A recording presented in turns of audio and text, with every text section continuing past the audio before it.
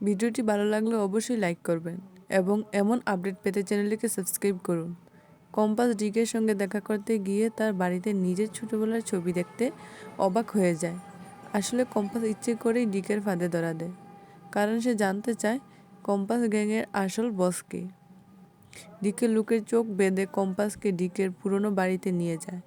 বহু বছর পর সেই বাড়িতে ফিরে ডিক নিজের অতীত স্থির আর ভেঙে যাওয়ার স্বপ্নের কথা ভাবতে থাকে, আর বুঝতে পারে পরিস্থিতি তাকে গ্যাংস্টার বানিয়েছে।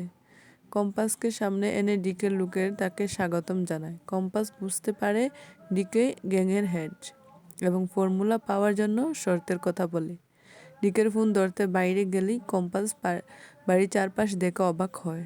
বাড়িটা গ্যাংস্টারের মতো নয়, বরং অনেক যত্ন আর অনুভূতির ছাপ রয়েছে। হঠাৎ সে লক্ষ্য করে কিছু ছবি উল্টো করে রাখা, আর তখনই তার মনে সন্দেহ জাগে এই বাড়ির ভেতরে লুকিয়ে আছে অন্য কোনো গভীর রহস্য।